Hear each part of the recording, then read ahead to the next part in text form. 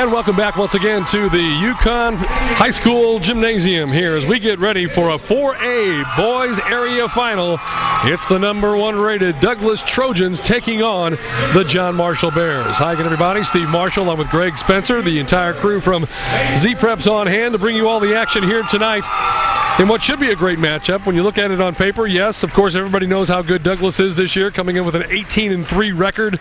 Those losses coming in national tournaments. They were beaten by Booker T. Washington in a tournament in Dallas. They lost to Dallas Kimball. Started the season 0-2, but since then, they have gone 18-1, and that other loss came at the Bossier Invitational down in Louisiana. For John Marshall, Spence, we got to see him early in the season at the Putnam City Invitational Tournament. They've been playing their best basketball of the season, and Coach Chad Campbell is thinking upset as he brings his Bears in here to Yukon tonight.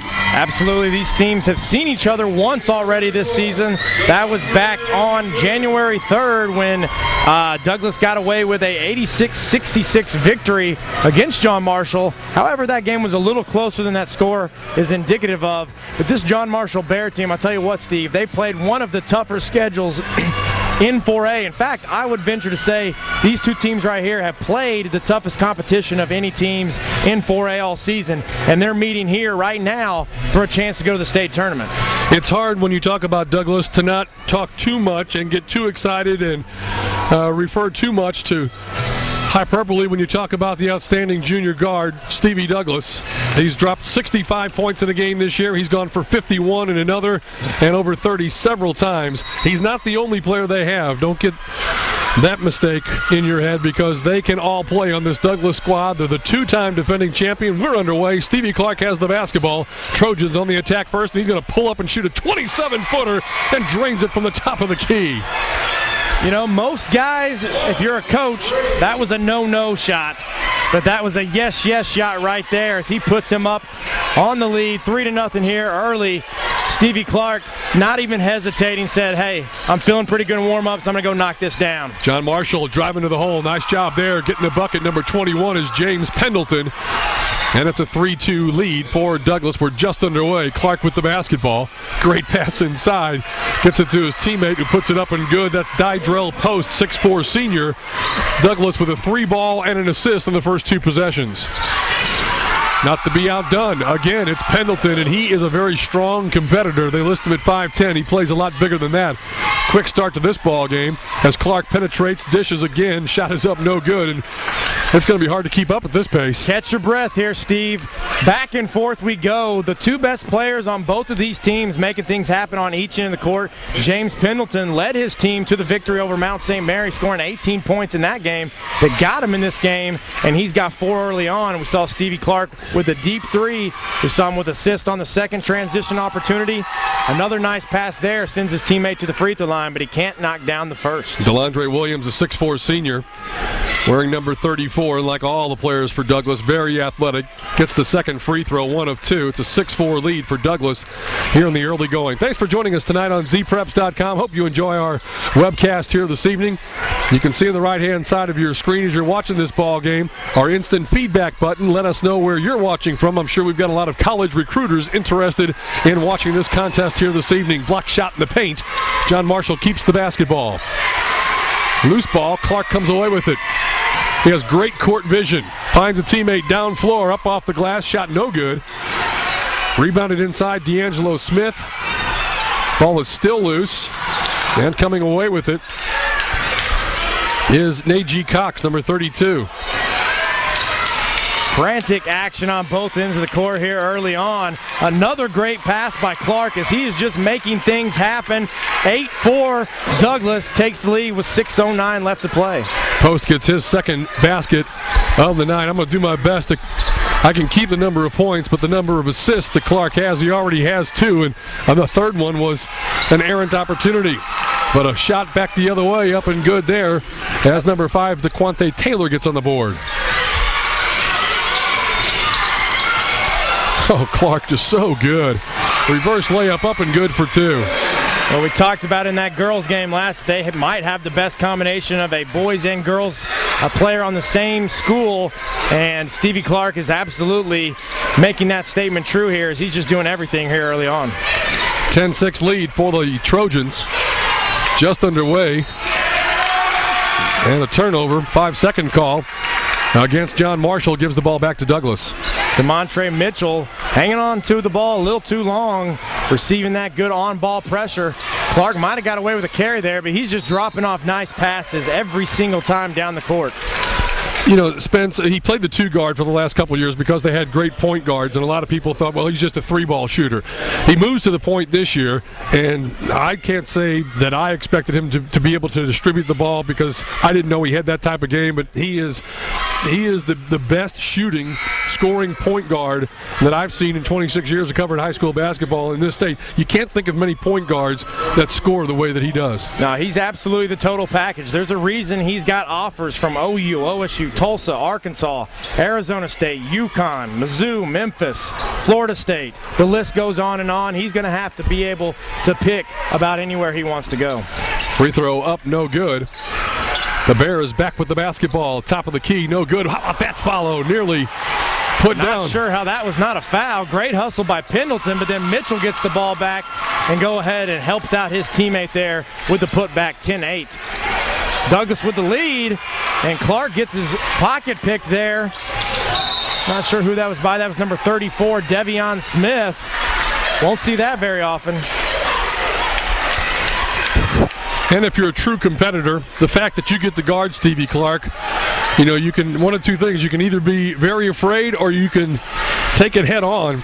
As coaches always talk, it's an opportunity to show your game, and here's Clark shooting another one from way outside, and it's good for 3 more. There's not much more that you can do than that. They switch the screens other than just flat out double teaming, hedging it hard and staying with them. But nice defense there by John Marshall, but Stevie Clark doesn't care. He pulls the 3 from anywhere on the floor. Loose ball picked up. Here comes Douglas on the run. They've got numbers. Driving it in, putting it up off the glass, and good for 2 more. That's Dydrell Post. He has 6. Timeout on the floor. 4:16 left to go in this first quarter, and Douglas on top, 15-8. We'll take a timeout, come back with more for you here on Z-Preps.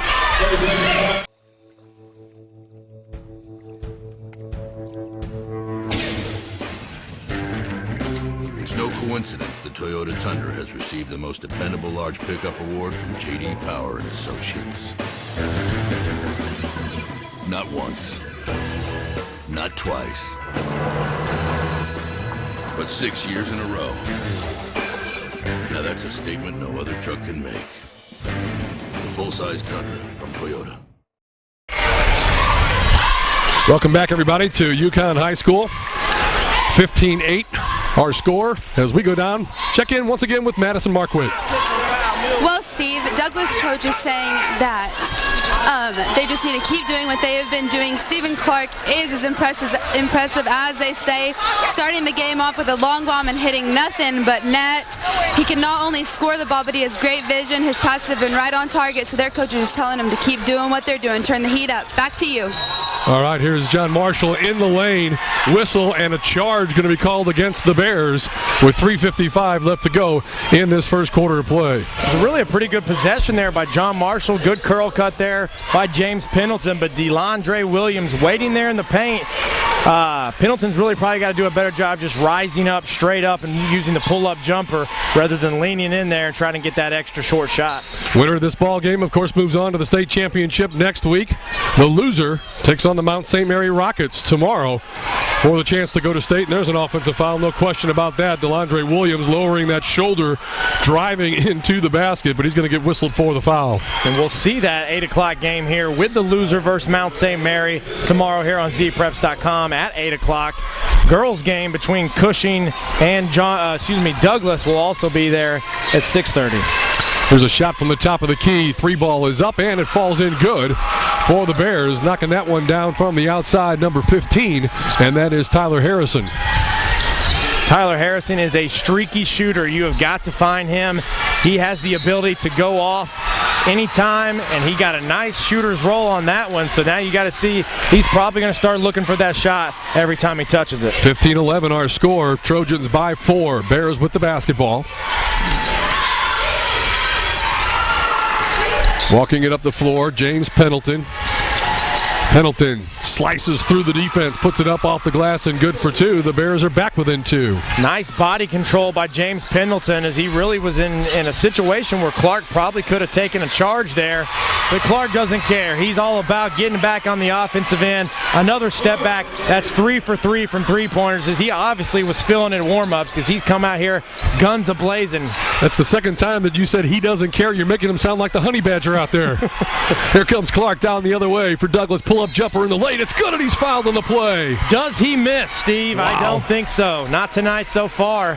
Stevie Clark is just engines blazing up and down the floor, making the right passes, making reads, hitting shots when he needs to. He's got his team on top 20-13. Really, if you're John Marshall, you're playing well, but Douglas just playing a little bit better so far. Steve, we had a score update. I'm not sure where they stand right now, but Tulsa Union actually had to hit a 3 to take that game with Booker T. Washington into double overtime. Wow. What a contest there. Again, a great night of basketball. Here's Clark at the free throw line. He already has 11 points. They are in the third overtime right now. 68-66 Tulsa Union. Clark gets the free throw. 21-13. He has 12 in the first quarter, and there's 2.5 minutes left. 8-point advantage. Nice look inside. And a shot up off the glass. Good. Number 3 is Cameron Bryant, 6'4" senior, getting the 2 points for John Marshall.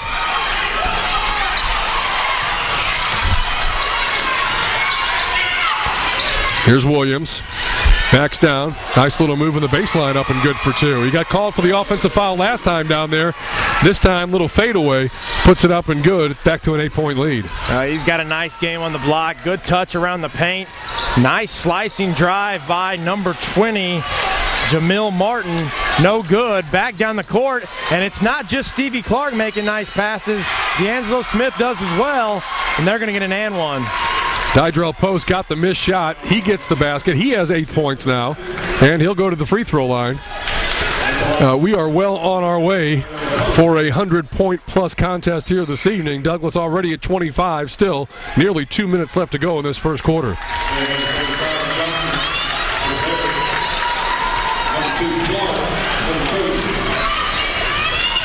Score updates from around 4A. 4A boys score. Area championship between Roland and Locust Grove. Roland, been ranked first or second all year in 4A, has a 12-4 lead. They were undefeated for a long time. Don't play a real tough schedule, but still very good, and lots of good athletes on that team. Absolutely.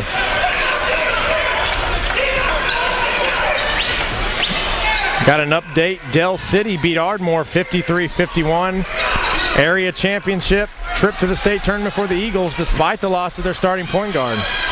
You know they like moving back down to 5A.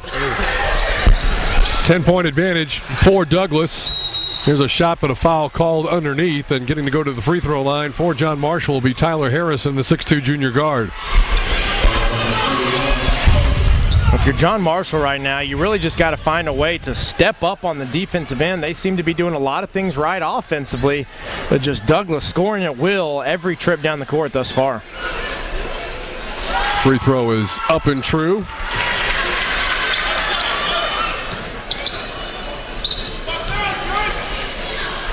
And the second one on the way. That one is up and good. So Harrison gets 2. It's 25-17. Here's a shot from the corner that's up and good for 3. Knocking that one down from the wing is Terrell Williams. Just great transition offense by Stevie Clark and Douglas as he pushes the ball down the court. Williams ready to shoot, knocks it down. Back on the other end, John Marshall answers 28-19. I can't keep up with the scoring on my scorebook. I look down and I miss a basket. You are trying to do too many things at one time right now. Yeah, you're probably right there. You are the king of multitasking. 1:10 left to go. An and one opportunity. And going to the free throw line will be DeAndre Clark. This is a far cry from the earlier boys game that we had here, which I believe the score was about 7-5 at the end of the first quarter.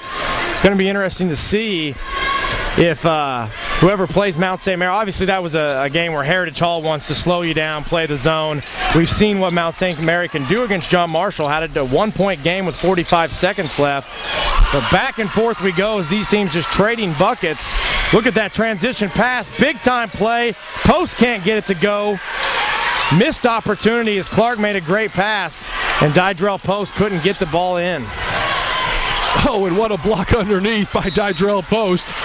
And a whistle and a foul. We have 45 seconds left to go in this first quarter. It's 30-21.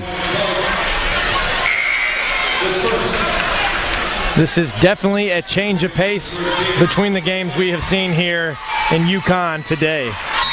Well, they had one semifinal game. I believe it was in Class A. Final score was 27-26. Ouch. PC North trailing PC West 18-9. That's a loser's bracket contest in 6A. Well, they talk about the need for a shot clock in high school basketball. Not with these two teams. They're not concerned with any type of shot clock or clock for that matter. They're getting up and down. They're making plays, and it's fun to watch. Final 25 seconds of this first quarter of play. Loose basketball on the floor, and a timeout called by Terry Long. 22 seconds left to go. Union taking full advantage of no shot clock. They're up by 2 with 56 seconds left to go in that ball game. We'll update you further when we come back. 30-21, Douglas on top of John Marshall. And we can expect the beautiful weather to continue this evening with a full moon and cloudless skies, low humidity, and just barely a whiff of warm southerly breeze. In fact, the forecast calls for 0 chance of precipitation for at least 48 hours. So it's a great night to leave the bedroom windows open and drift off to sleep in the balmy air with a gentle song of the crickets. Who knows when this morning a perfect blizzard.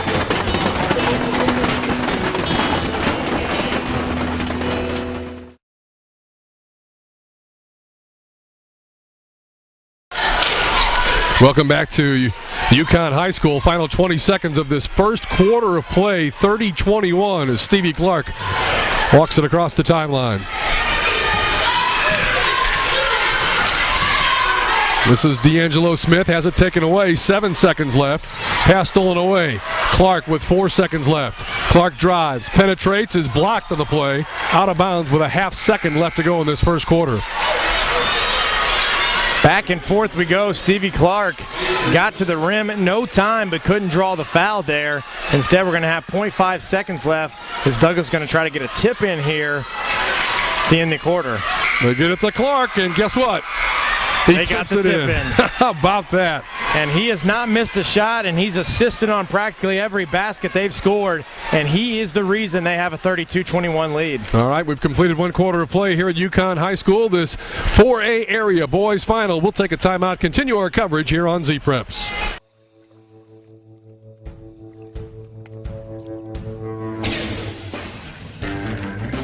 It's no coincidence the Toyota Tundra has received the most dependable large pickup award from J.D. Power and Associates.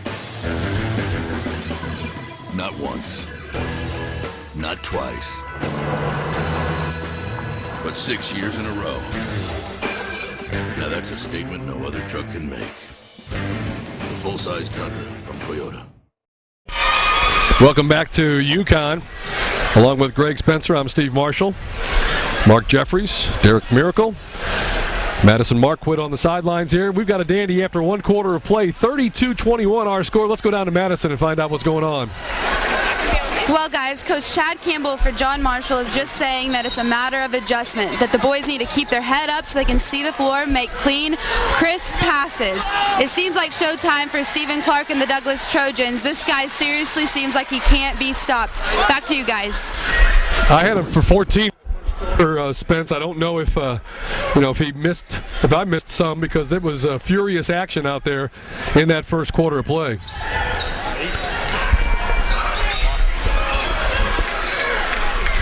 (32-21) our score as John Marshall has the basketball. Clark has 14 points after the first quarter of play.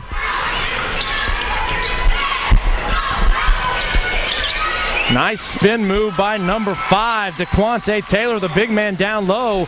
Cuts it back into single digits at 32-23 with 7:38 left to play.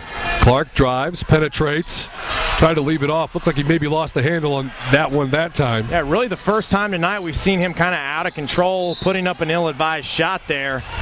And they're going to pay for it as they go down the other end with the foul, sending John Marshall to the line for 2 shots. Just underway here in the second quarter of play. Winner goes on to the state tournament next week, where Douglas is the defending 2-time champion.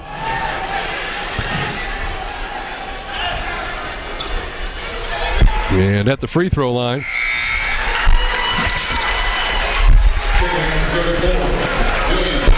for the John Marshall Bears, who trail now by 9.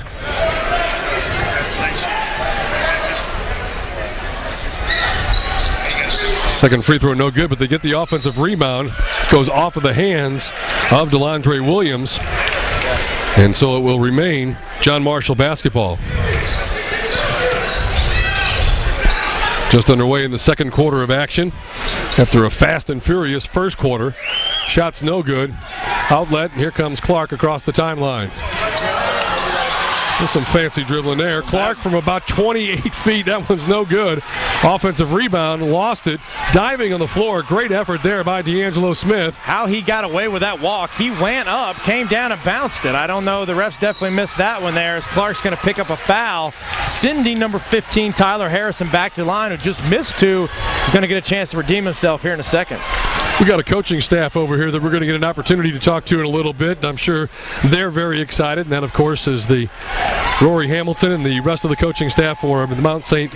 Mary girls, and we'll get an opportunity to talk with them in just a bit. Absolutely. First time in school history, the Lady Rockets sending a team to the state tournament for girls basketball. He's excited. He's a great guy to talk basketball to. A big Wichita State Shockers fan. I think they got a win today. Saw some highlights while I was at a restaurant, but I can't remember what the final score was, but I guarantee he probably knows. Second free throw is up and good, and while we're distracted a little bit by other things going on, John Marshall's got it back to within 7 points. Clark, a little too fancy perhaps. Nice effort by the Bears. Great lead pass down the floor. Shot is up, no good. Blocked again by Post. And a tie ball, alternate possession, belongs to the Douglas Trojans. Tell you what, Steve, these teams are getting after it. Loose balls, you are not having to scream at anybody to get on the floor for a loose ball in this game. I think that's one thing that Douglas doesn't get enough credit for. Everybody thinks, oh, they have the best athletes, they have the best players, and they just go out and they win. I promise you, Terry Long works his group hard, they expect nothing but getting to a state championship game, and they're looking forward to defending. Both of these teams are playing outstanding defense. It might not be the most fundamentally sound, but they are getting after it. They're playing hard, and they're getting up and down.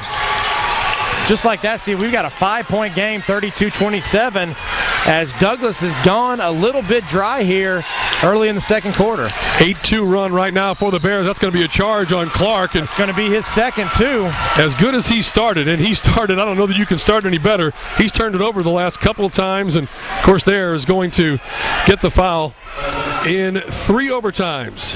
Union wins it 74-70 over Booker T. How about that?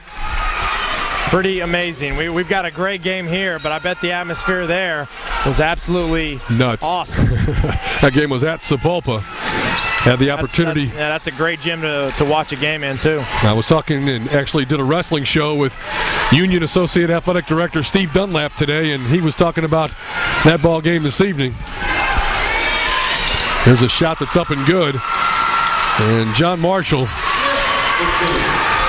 has cut it to a 3-point ball game, 32-29.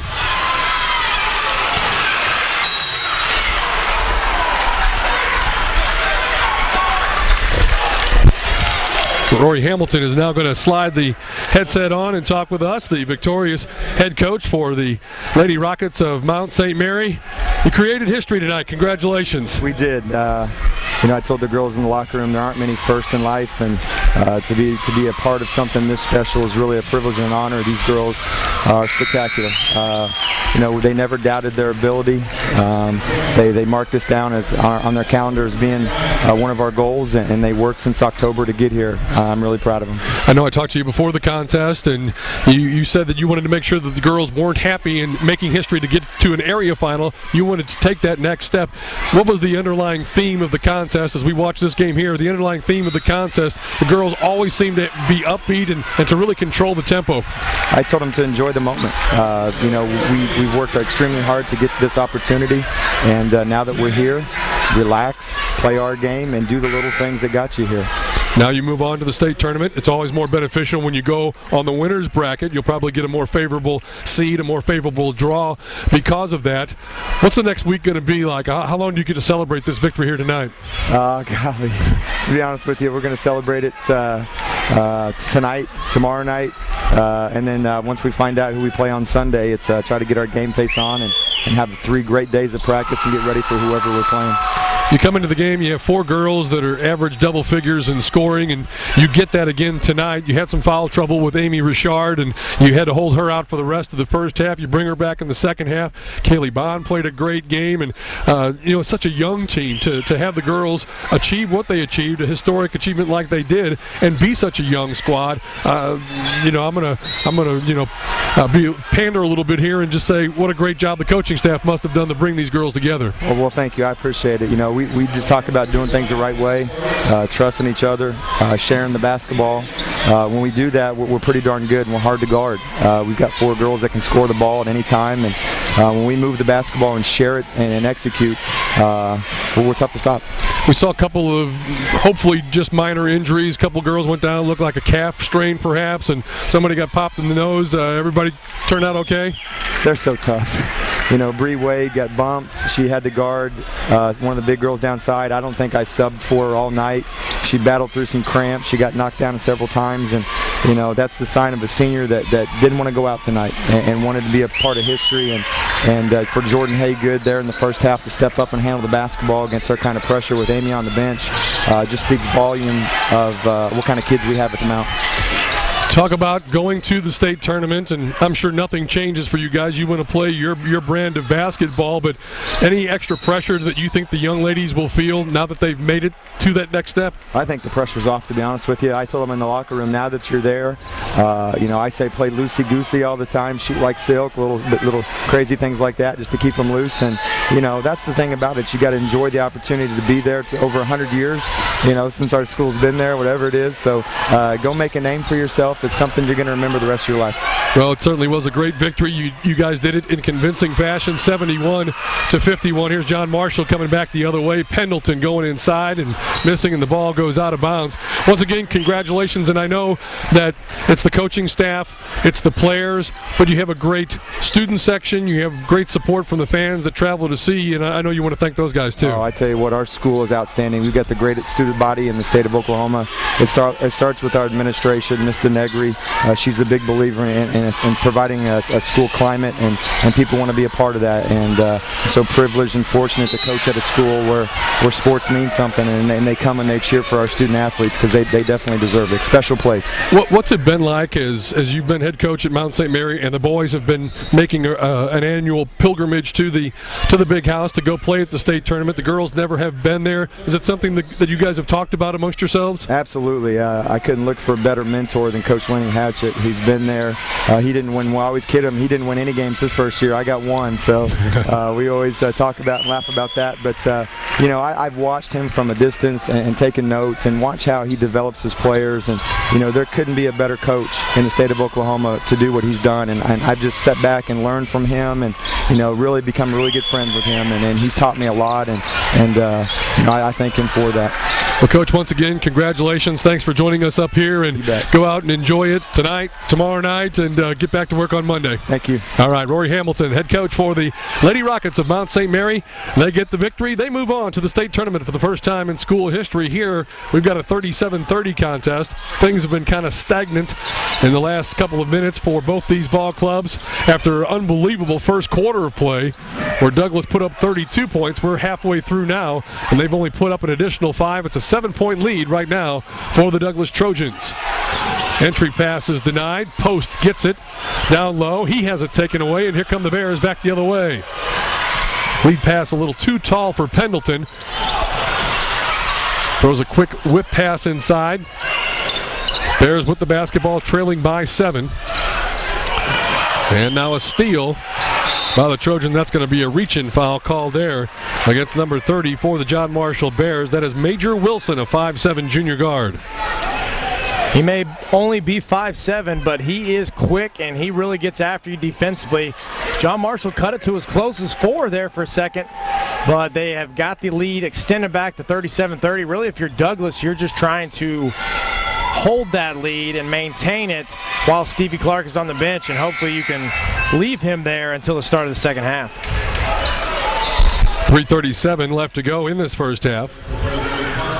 It looked like our final was going to be like a Thunder game and 117 to 104 or something, but things have slowed a little bit.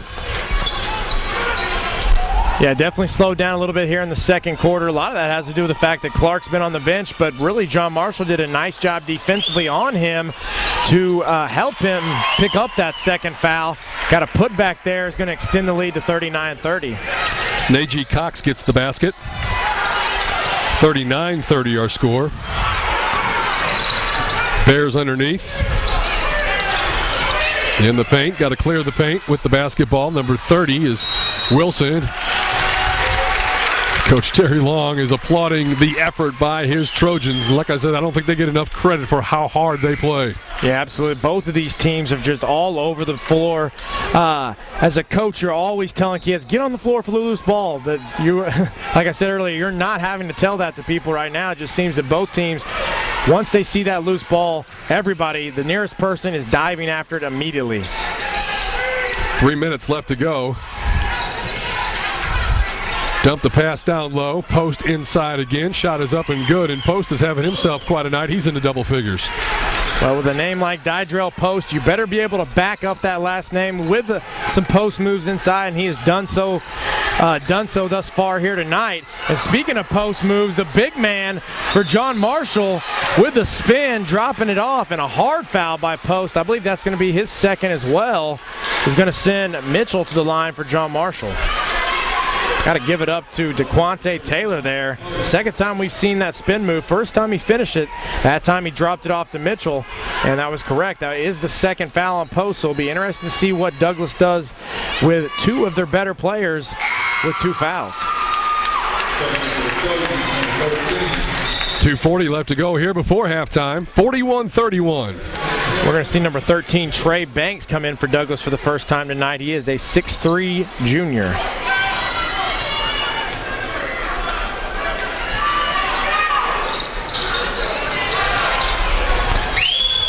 Breaking away for Douglas. This is D'Angelo Smith. He'll pull up and shoot the jumper from the free throw line. Rolls out. Rebound taken in by Tyler Harrison. 10-point lead for the Trojans.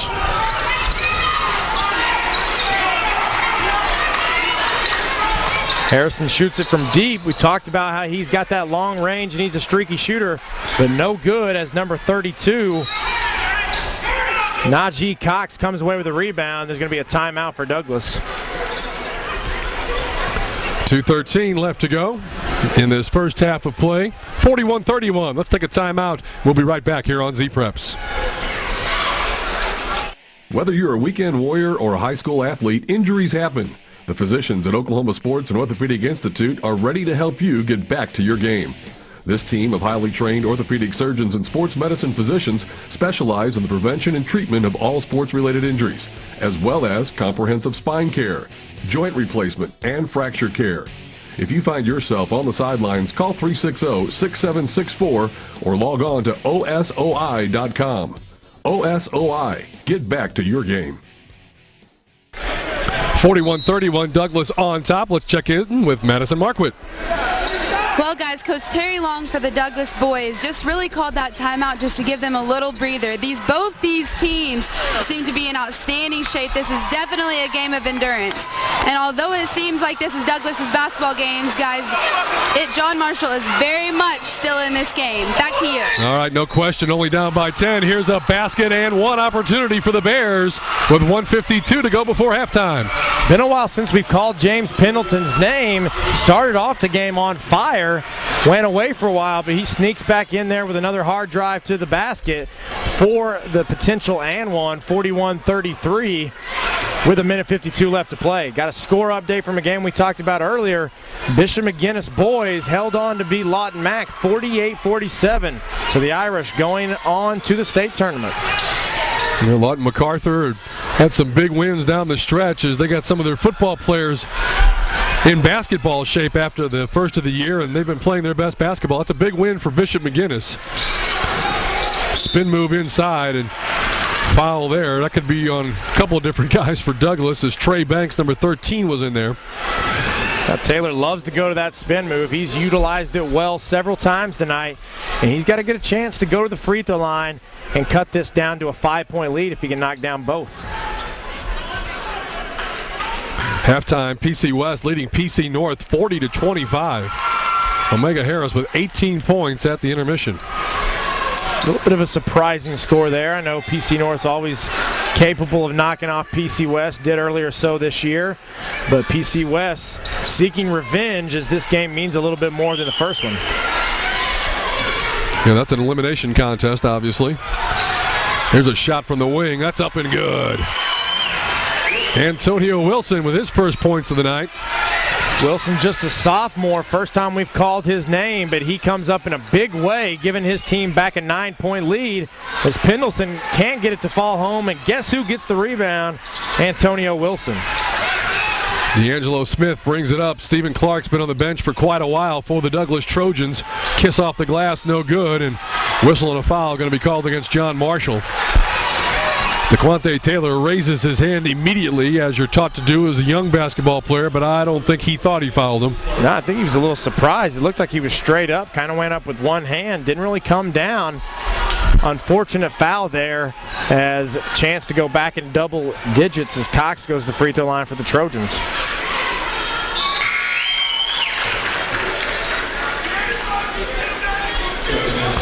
Less than a minute to go. Matter of fact, 59.9 seconds as Najee Cox at the free throw line for the Trojans, who lead by 10. Got another 4A area championship score for you at the half. The Roland Rangers have a 28-13 lead on the Locust Grove Pirates.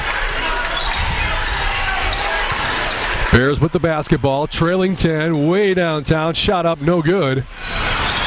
Picking up the scraps in the middle and putting it up and good for the basket. That's Tyler Harrison. Harrison in the right place at the right time there with a big offensive rebound to cut it back to 8. Let's see if Douglas holds for the last shot. Having a little trouble hanging on to there. Good defense by number 20, Jamil Martin.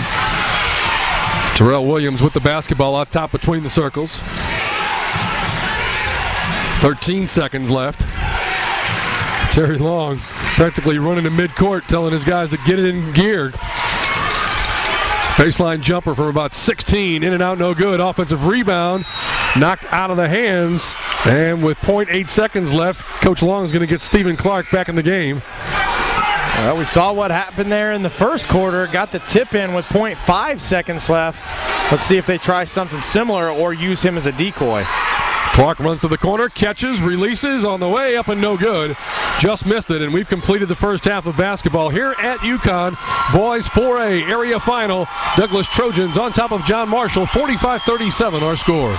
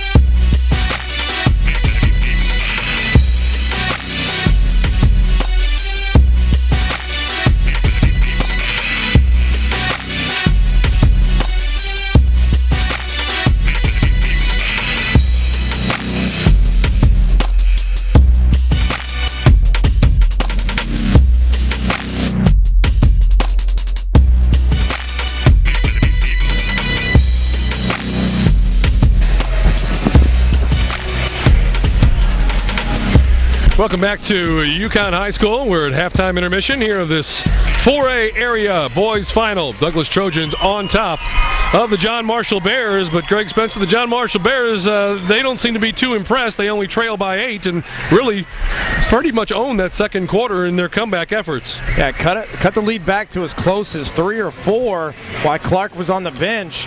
Clark almost extended it to 11 with a sneaky three-point attempt down there in the corner with 0.8 seconds. But John Marshall's not going to be intimidated by anybody. They have played one of the toughest schedules in the state. You talk about what they did at the Putnam City tournament while losing 3 games, but what that does is it prepares you for situations like this. When you play a tough regular season schedule, you go to tough tournaments, you get to games like this, and you're not worried. You're ready to play, you're competing, you're fighting, and bottom line is they are in this game at the pace it is. 8 points is really not a lot. We're just about ready to begin the second half of play, and of course we started off this game where Stephen Clark had 14 points in the first quarter. Douglas scored, 32 in that first quarter of play, but things have slowed considerably. Clark picked up his second foul. Don't think he played probably at least the final 5 minutes, if not more, of that first half of play. And we'll see how the second half goes. But you have to be impressed with the job that John Marshall does. Of course, loser of this game will take on Mount St. Mary tomorrow. And though the Rockets played well and came back and won this afternoon, either way, whatever happens, they've got their work cut out for them tomorrow. Yeah, absolutely. It's a fast-paced game, but one thing Lenny Hatchett does well is his teams defend. And it's definitely a different type of team when you compare it to what you're seeing right now.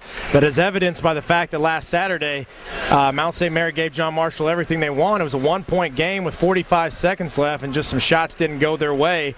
But either one of these teams cannot look at Mount St. Mary and not give them respect. They're 23-3 for a reason. We talked about what Stevie Clark did there in the first 3 or 4 minutes, scoring 9 points. Well, that's 1 more point than Piedmont had in the entire first half of their game, as Anadarko leads them 9-8 at halftime. Well, you get to this point of the season, it's not unusual, and you almost expect some strange things to happen in some games. And it's hard to predict what happened. It might have been an instance where Piedmont got out to an early lead. At one point, I believe they were up 8-7, so I'm not surprised if maybe they stalled there in the second quarter. John Marshall, tough opportunity as they went up. I know I challenged Mark Jeffries a couple of weeks ago, and I couldn't remember the situation, and I don't know if Mark did any research on an unbelievable Mount St. Mary comeback about 10 years ago in the state tournament. And I want to say they trailed by 5 with 8 seconds left or something, and ended up with a bizarre turn of events and ended up getting a victory. So I'll have to have the Mount St. Mary crack statisticians research that a little bit further. Here's John Marshall with a nice baseline move. Pendleton up and good for 2. Well, I know they won it all in 2000, and then I believe they were runner-up or got to the second round in 2001, so it's very possible. Is Clark finding it hard to get back in that rhythm that he had developed there in the first quarter? He's human after all, or so it appears. Still looks like every shot he takes is going in, though. Yep. Here's a long 3 from the outside. That's no good, and Post clears the miss. Outlets for Clark. Chest pass. What a pass.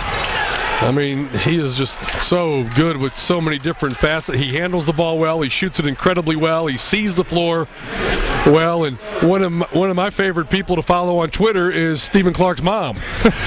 Yeah, but she actually retweeted us not too long ago. Saw her in the lobby before the game, and she patted me on the shoulder with a big O smile. I told her to watch the game. I told her earlier today to watch the game on Z-Preps, and she said, "Oh, I'm going to be there." And I said, "I'm sure you will be." But let your friends know That's they right. can't be there. That's exactly right, and we hope a lot of people are enjoying our coverage of this Class 4A area final. Mount St. Mary girls getting that berth to the state tournament, their first ever, with a victory, 71-51 over Douglas. And here tonight in this boys final, Douglas on top by 8, but John Marshall battling hard. And now numbers down the floor, and again Clark with a pinpoint pass. And what looked to be a great block, but still the ball goes in for Dydrell Post, and it's a 10-point lead again for the Trojans. We're seeing absolutely fantastic court vision by Stevie Clark. You've got to be as impressed with his passes as you do his shooting ability, as James Pendleton misses on the other end of the court. Another transition opportunity. It's Post, coast to coast, tip in by Clark as that ball just popped out there by Post, and John Marshall's going to need to get a timeout as it's back to 12. 5:55 left to go. Third quarter, 51-39. Douglas Trojans on top. We'll take a timeout. Continue our coverage on Z-Preps.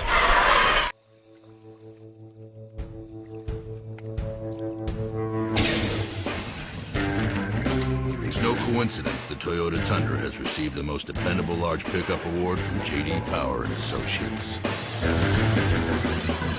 Not once, not twice, but 6 years in a row. Now that's a statement no other truck can make. The full-size Tundra from Toyota. Welcome back to Yukon High School. 51-39, Douglas Trojans on top. John Marshall Bears. Chad Campbell has done a great job with that school as the formation of Centennial dropped them, and there's a 5-second call. Good defense. Coach Campbell looking at his players saying, yeah, that's a good call. Do something with the basketball. Douglas turning up the pressure here, trying to get this lead extended. Here comes Clark, penetrating. Ball goes on the floor. It's kicked loose, and the Bears come away with it. And now they lose it in the backcourt. Clark picks it up. Hesitates, drives, goes to the basket, draws the foul, and he'll go to the free throw line to shoot two. Now Pendleton having trouble hanging on to the ball. Clark takes advantage of it, and he's going to go back to the line. Got a score update, a game that looked like it was getting out of hand earlier. Putnam City North has cut the lead down to 49-36 with 3:07 left to play in the third quarter. Hey guys, real quick, Deer Creek was up by 1 over Duncan with about 2:20 to play. Elimination game in that one. Keep an eye on that. Matt Bailey and his group at Deer Creek have enjoyed a good season. Deer Creek's boys and girls both at times have been top 5. Deer Creek girls last night losing by 1. They've got to make it through the losers bracket tomorrow. 14-point advantage now for Douglas. 53-39 the score. 5:25 left to go here in the third quarter. Talk about that Tulsa Union Booker T. Washington game earlier, the triple overtime thriller. Barry Lewis of the Tulsa World said in 20-plus years of covering area championships, he doesn't think he's ever seen a better one. And that's definitely not a surprising statement because very rarely do you get a triple overtime game for an area title. Parker had 28. Johnson had 27 for Union. Lon Kruger in attendance at that game.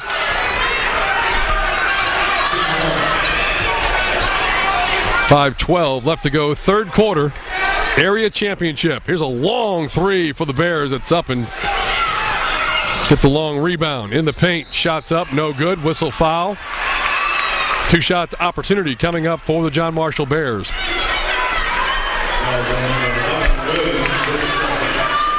The 5A score update for you. El Reno 49, Northwest Classroom 47. That's the end of the third quarter there. That final 8 on the west side in 5A boys, there's not a slouch among them. McGinnis, Del City, El Reno's good. Deer Creek that we already mentioned. Yeah, it'd be very hard to predict a state champion. A lot of parity in 5A boys this year. And a lot of that parity because Booker T. Washington moved up to 6A. Definitely. Clark pulls up, little 21-footer, in and out, won't go. After the unbelievable start, Clark has cooled considerably. 14-point advantage. Bears haven't scored in a while. Nice move to the basket. Tell you what, Post is a defensive presence in there. Here's Clark. Kicks, wing, 3-ball in the air, no good. Both teams, after a torrid start, have really cooled off. Tiring down a little bit here in the third quarter. 14-point game. John Marshall, big possession here, turns it over. Williams driving it in, laying it up, good for 2. Terry Long, he's on the baseline. He wanted a foul on that play. And Chad Campbell has seen a close game get away. They trail by 16, 55-39. We'll take a timeout with 4:07 left to go, third quarter. And we can expect the beautiful weather to continue this evening with a full moon and cloudless skies, low humidity, and just barely a whiff of warm southerly breeze. In fact, the forecast calls for 0 chance of precipitation for at least 48 hours. So it's a great night to leave the bedroom windows open and drift off to sleep in the balmy air with a gentle song of the crickets. Who knows when this morning a perfect blizzard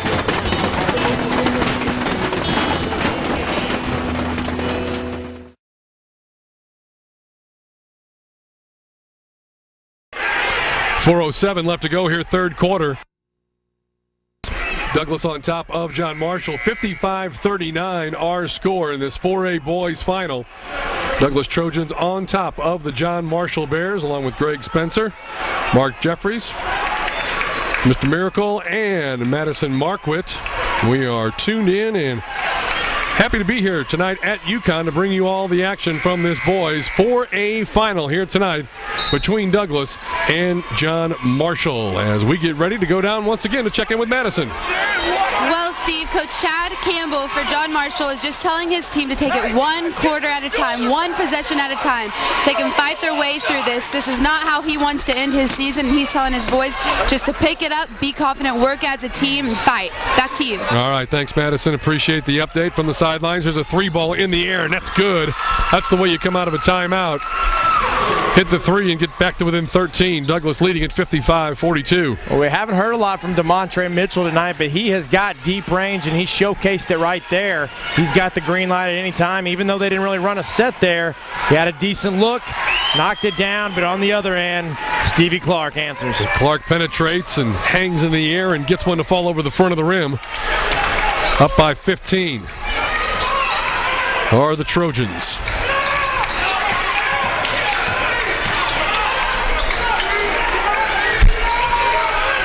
Spin move, kick it to the corner, maybe got away with a travel. And that is a travel.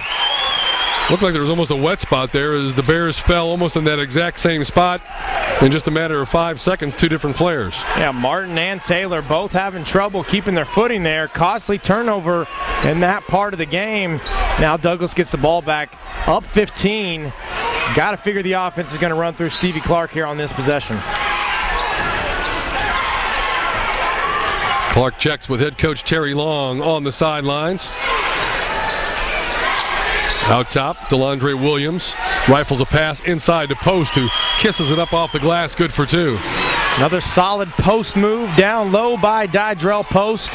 Gives his team a 17-point lead. Back on the other end, nice pass. Harrison can't get it to go, but draws the foul. He's going to the line for 2 shots. You can see that John Marshall has a lot of talent, a lot of athleticism. I think one area that they obviously don't match up very well with Douglas is depth. While they have some depth, I mean, Terry Long can run in about 10 different players and not miss a beat. We talked to Terry Long, and he's such an unassuming, shrug the shoulders type kind of guy, and you know, he's had a great run of talent there at Douglas, no question about that. But, you know, a lot of times all that talent can get a coach in trouble, and he's handled it extremely well. No, he does an outstanding job there, and you got to give it up to him. People talk about this team and how good Stevie Clark is, and really the perception of Douglas this year is they're kind of a one-man show because they lost so much from last year. But if you're watching this game right now, you can see that's not the case. DeAndre Clark with a nice move and a left hand inside as he puts it up and good off the glass. 18-point lead for the Trojans. Nearly gets away to the corner. There's a shot from deep in the corner that's way short, no good. Good job by DeLandre Williams as he wouldn't let the John Marshall Bear get after that loose basketball, and so the Trojans will take over. And the difference in this ball game right now is the quality of shots you're seeing these two teams take. A little bit of momentum has swung back in the favor of Douglas, and you're seeing them get quality shots every time down the floor, whereas John Marshall just seems to be settling almost every trip. And once again, Douglas answers again, up 20, Steve. Nice move inside, 63-43. Minute 59 left to go in the third quarter. But Terry Long's almost at midcourt right now. No coach's box for him. No. He's way out of that box. Loose basketball on the near side right in front of the John Marshall bench. Out of bounds, minute 46 left to go. Third quarter of play. Well, there's still 9.5 minutes left in this ball game, but you are seeing John Marshall really starting to struggle on the offensive end of the court, and it's leading to not so good possessions on the defense as well, carrying that frustrations over, and they're just pounding the ball inside as Clark's taking a break here, and John Marshall's post defense is really struggling right now. Free throw opportunity coming up for the Trojans. Going to the free throw line is DeAndre Clark, 6'5" sophomore. I remember the first time that I saw the Douglas team before everybody caught on to the hype. I was over at the Titan Classic at Carl Albert 2 years ago, and I'd heard that they were a good team, and I picked up the roster. Didn't have a senior on that team, and you know, they were 6'9" and a pair of 6'7" twins along that front line. Stevie Clark was a freshman, and well, they have just been running roughshod over Oklahoma opponents now for the last 3 years. Yeah, they've made a nice run here, got a chance to make a three-peat, but really even last year, both Woodard and Bridge Creek both gave them a pretty good shot there in the state tournament. Yeah, Woodward had the basketball with an opportunity. I know it was the tie, maybe to win, but and had a look at it. That was a great basketball game, as was the Bridge Creek contest. Some serious hand checking going on right now, being called. And an ill-advised three-point attempt there by number 4, D'Angelo Smith. Anytime you catch that ball and you don't catch it cleanly, the last thing you want to do is just go ahead and launch up the shot anyway. Want to catch it in rhythm. He tried to get up a shot even though he wasn't ready. Got a shot block. But back inside again, as they are just really doing a great job exposing that post defense, or lack thereof, by John Marshall. Yeah, it's out to a 22-point lead when it was 9 just not too very long ago. And I think the Douglas defense is really wearing down the Bears. Here's a 3-ball airborne, up and good. Knocking it down from the wing is Harrison. Tyler Harrison not ready to call it quits yet. He's another one of those streaky shooters for John Marshall. He had his feet ready, hands ready, knocked it down, 65-46 with 20 seconds left to play. One of the things I've been impressed with here is how well Douglas has played when Stevie Clark has been on the bench. Good point, because they really have played extremely well, and Stevie Clark, as we have a timeout, is the first one off the bench to congratulate his teammates on the effort that they had there defensively. Final 15 seconds left to go. Timeout, we'll keep it right here. Let you know that there'll be more action tomorrow right here on Z-Preps as the Mount St. Mary boys, they're trying to punch their ticket to the state tournament. And as we mentioned earlier, Greg, they'll have their work cut out with them. As it looks right now, they'll take on John Marshall, who you said have already played each other. Yeah, played each other just last Saturday night. I believe the final was 47-43, as Mount St. Mary was able to get the pace to be played a little bit more to slow them down. Not that Mount St. Mary wants to play a slow-down style of basketball. They get up and down as well, and they play hard defense. But really, you got to consider what's the psyche going to be of John Marshall, assuming they don't make a comeback here, but assuming they have to come back and play that 8 o'clock game tomorrow for a trip to state. Can they mentally prepare themselves to get up for a game after this loss against a team they just beat a week ago? El Reno leading Classen 49-47. Got a Midwest City score. They're up 46-40 on Lawton with about 6 minutes left. That was about 5 minutes ago via Twitter, so that game's probably nearing the end. In fact, 50-42 with 5:21 is the most recent update I've seen. 10 seconds left. Douglas with the basketball. Clark on the bench, driving and drawing the foul. Number 4, D'Angelo Smith, just a junior. As we have 5 seconds left to go here in this third quarter of play. At the free throw line, Smith getting ready to take his freebie. 65-46 our score. I mean, even though I'll be calling the small school games tomorrow, I'll be able to watch the action on Z-Preps on my Android phone. So excited that I'll be able to not miss much of the action here on Z-Preps. Don't forget, at 6:30 tomorrow, we'll be back with you with Cushing and Douglas girls area consolation, as both those teams look to a rematch of what was a first-round districts game. Don't see that very often. Yeah. 2 seconds, 1 second. Heave it up at the buzzer. Going to be way short, and the third quarter has come to a close. Douglas Trojans on top of the John Marshall Bears, 65-46. Hope you're enjoying the games here tonight on Z-Preps. Whether you're a weekend warrior or a high school athlete, injuries happen. The physicians at Oklahoma Sports and Orthopedic Institute are ready to help you get back to your game. This team of highly trained orthopedic surgeons and sports medicine physicians specialize in the prevention and treatment of all sports-related injuries, as well as comprehensive spine care, joint replacement, and fracture care. If you find yourself on the sidelines, call 360-6764 or log on to osoi.com. OSOI. Get back to your game. And we can expect the beautiful weather to continue this evening with a full moon and cloudless skies, low humidity, and just barely a whiff of warm southerly breeze. In fact, the forecast calls for 0 chance of precipitation for at least 48 hours. So it's a great night to leave the bedroom windows open and drift off to sleep in the balmy air to the gentle song of the crickets. Who knows what this point of perfect weather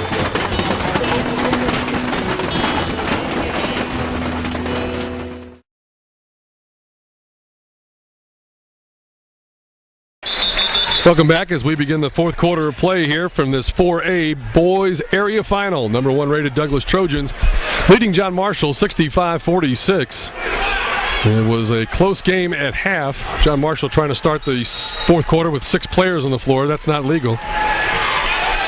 It's certainly nothing you would want to do anyway. And the basketball will stay with the Douglas Trojans. Nice anticipation steal. Give it up and look. One too many passes there. Clark back the other way. Nice left-handed pass inside. No foul call. And here come the Bears. Steve, I don't know about you, but this seems to be a game that is screaming for a 3-man officiating crew. I think you're right. Very physical.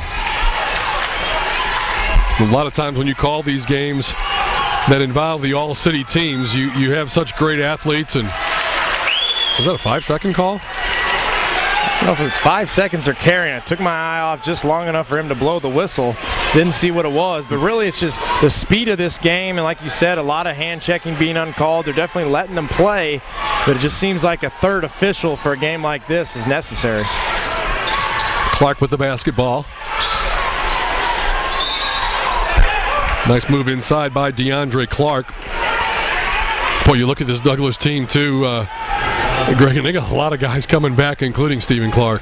Yeah, not many seniors on this roster that contribute. Post and Cox are the 2 main ones. Williams as well, but a lot of underclassmen. Some guys that have come off the bench just in spot roles tonight have hit some big shots as well, including Antonio Wilson, the sophomore. And when the game gets too physical, they can always throw in their all-state offensive lineman who, last I'd heard, had signed to go to Arizona. I don't know if that's changed since Mike Stoops left there. Came in Bundage. Doesn't see the floor too often. And as I look, I don't see anybody on the bench that resembles an offensive lineman. No, I don't either. Now that I say that, he may have just been the enforcer for the first half of the season. Bears holding call against the Douglas Trojans. Stops the clock, 6:52 remaining. 20-point lead for the Trojans. The score update we had going into the end of the third quarter, Bishop Kelly out of Tulsa leads Capitol Hill 38-36. Tight contest with Donnie Walton, 18 points. Winner to play Tulsa Central tomorrow at 6:30. Here's a 3-ball from the left side, no good. Clark gets the offensive rebound, hangs, tries to get the shot, draws the foul, and he'll go to the free throw line to shoot 2.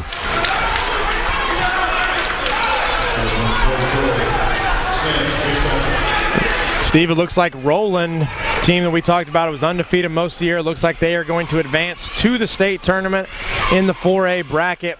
They're up 48-33 on Locust Grove, which means that Locust Grove will have to, let me find that real quick. You're like me, you have like 15 pages of brackets. A lot of things going on here. Locust Grove will get a chance to bounce back tomorrow and play the winner of Cassia and Muldrow, which I believe was Cassia Hall. I think so.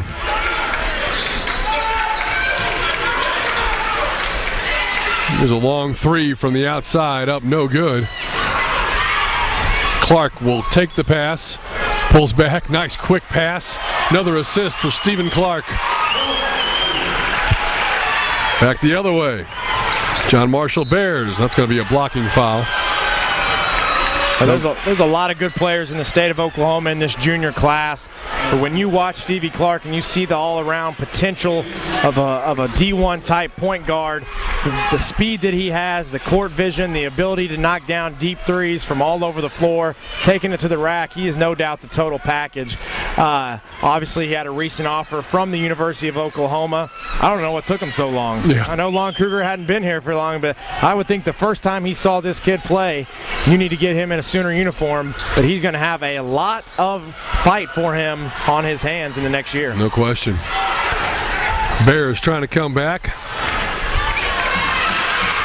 Clark had it, lost it. Smith comes away with it, leads the rush himself. Bounce pass to Clark, who feeds underneath. Shot block from behind. And then hook it back up good. DeLandre Williams, the big senior's having a nice night. You know, it's really crazy. You hear things when you don't get to see some of his games firsthand as a coach, as Harrison knocks down a three on the other end. People talking about Stevie Clark's game and then how he can be selfish at times because he scored 65. He has been absolutely a floor general in more ways than one tonight. Absolutely a completely unselfish game here by Stevie Clark. And I think after last year, everybody thought he's a 5'9" shooting guard, which doesn't translate well at the next level, but he has certainly shown that he is more than capable of playing that point. Some sloppy ball handling going on. Bears are able to keep possession. If you had to pinpoint a weakness, I say he takes too many breaks on defense. I think he lets his teammates a lot of times apply most of the pressure sometimes. Obviously, when he gets a chance and he's feeling good and he feels he might pick somebody's pocket, you'll see him kind of amp up the intensity. Another thing, body language at times when he gets frustrated. He needs to do a better job controlling that. But there's no question that this guy can play point guard at the next level. I remember seeing him as a freshman at the state tournament and knocking down threes as we've seen here tonight from 25 feet and staring down the opposition student section. I mean, if you're going to be that good, and I think he is that good, you have to have a little bit of attitude, and I've heard that from Terry Long several different times. Yeah, he's got attitude, but he's got a positive attitude. The kid loves to play basketball. He plays hard. He's confident, and there's nothing wrong with that. Good student, too, from everything I know. I saw an article in the paper, and I can see Jason Kersey down there and a couple of the other guys from the Oklahoman wrote a nice article about Stephen and his mother and the fact that he got in trouble in school one time and Mom made sure that it wasn't going to happen again. And Chad Campbell looks like he's going to empty his bench as he is going to concede defeat here tonight. No shame in losing to the Douglas Trojans with 4:36 left to play. And this is really a case of him looking ahead tomorrow. Down 24, 4:36 against the number one team in the state. He knows he's got to play a tough Mount St. Mary team tomorrow at 8 o'clock here on zpreps.com, a team that really took them down to the wire last Saturday night. And here they are a week later, and they're going to meet again, and that appears to what's going to happen between Locust Grove and Cassia Hall as Cassia advanced in the losers bracket. Locust Grove fell to Roland. Cassia was defeated by Locust Grove last Saturday. They're going to get a rematch tomorrow night at the Muskogee Civic Center. 4:25 left to go in this contest as Clark crosses the timeline between the legs dribble. He can stop and start and step back so quick. Nice lob pass inside. Off the glass and good. DeAndre Clark, in the two games that I covered Douglas earlier this season, I don't remember him making much of an impact, but he certainly has done a nice job tonight. I've been really impressed with DeAndre Clark, the 6'5" sophomore. Nice touch around the post. He's finished well. Speaking of finished well, Dydrell Post can't finish well, but that's been one of the rare times tonight that he hasn't. Stillwater and Bixby tied at 16 at halftime. Haven't talked any 3A hoops tonight, but Washington is playing Okema. Takes an 11-point lead in the fourth quarter, 44-33. Washington, I believe, still ranked number one in 3A. Team that went to the 3A semifinals last year. Got a couple nice players, Andrews and Nixon there. No, I talked with head coach Larry Johnston when we were down a couple of weeks ago to watch Washington as they were battling Purcell, and I asked him what he thought about postseason, and I think he said March 12th. That's what they remember from last year when they got knocked out. They've got a talented crew down there. I know the defending champion Centennials having to go through the losers bracket as they were knocked off. Follow shot up and good. 78-53. 3:25 left to go in this one. Been keeping up with this score all night. Bishop Kelly and Capitol Hill. It's 47-46. Comets of Bishop Kelly with about 3 minutes left. That game's been back and forth all night. Final 3 minutes to go here in this 4A boys area final. Trojans wrapping it up here against the John Marshall Bears. Stepped on the baseline, out of bounds. Ball goes over to Douglas.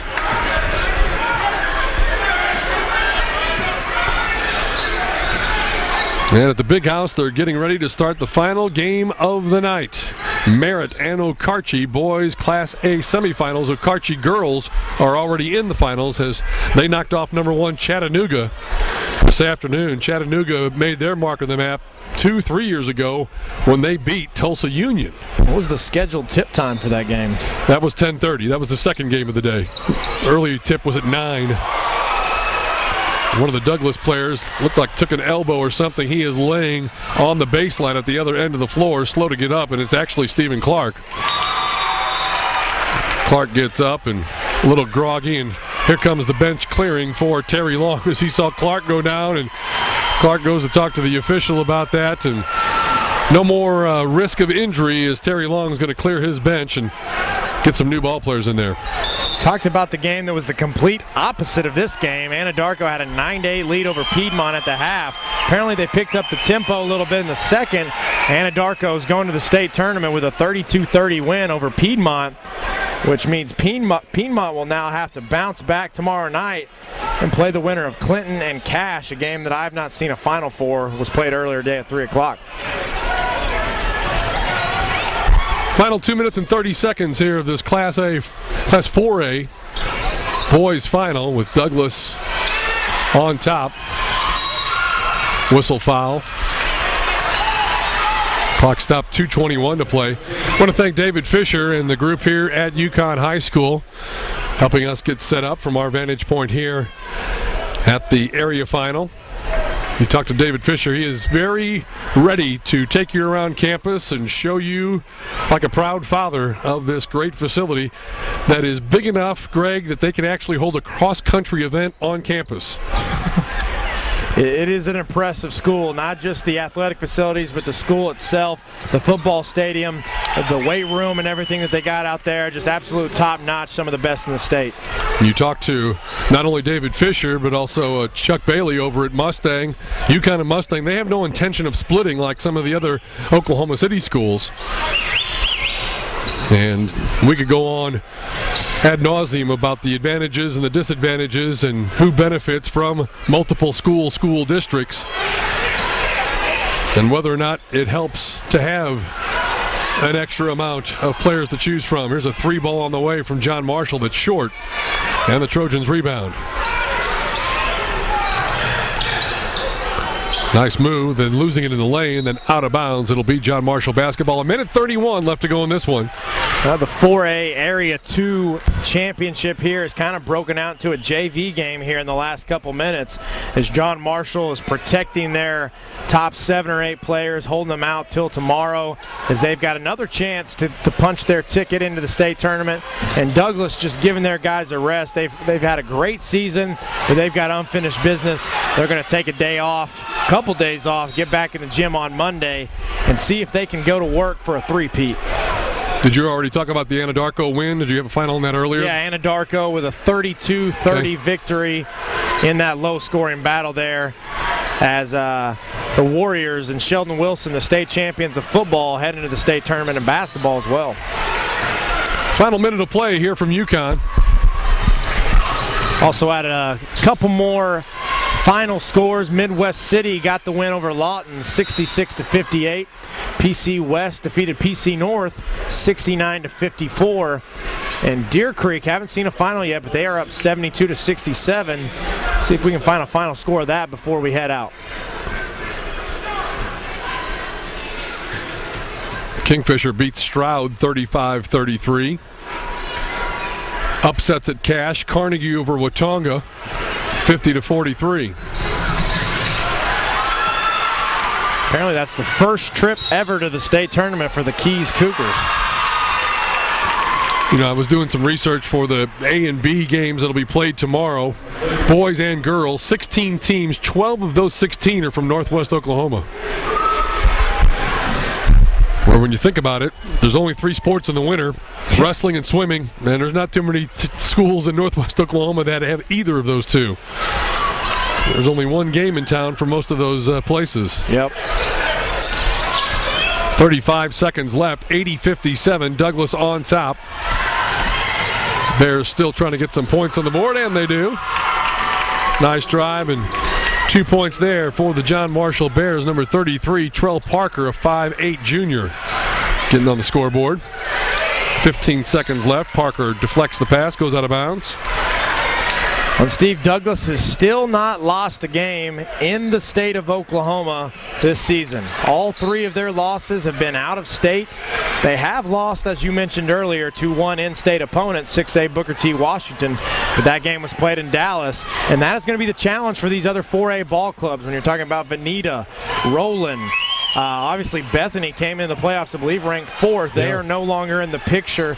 Mount St. Mary, John Marshall, whoever it's going to be, as we got a final here. Can anybody knock off these 2-time defending state champions in 4A? Well, it's been a great day of basketball here for everybody concerned, and we want to thank everybody for joining us here on Z-Preps. Mount St. Mary boys win. They stay alive. They'll advance to the consolation final tomorrow to see if they can make it to state. Mount St. Mary girls, they punched their ticket. They're going to the state tournament for the first time in school history. And here tonight in the boys 4A area final, it's Douglas defeating John Marshall by a final score of 80-59. Want to thank everybody for all their help. Derek Miracle, of course, Madison Marquardt on the sidelines this evening, Mark Jeffries, and of course Greg Spencer. I'm Steve Marshall, and we'll see you again tomorrow. Tip-off time tomorrow, 6:30 girls, 8 o'clock boys. right here on Z-Preps. Good night, everybody.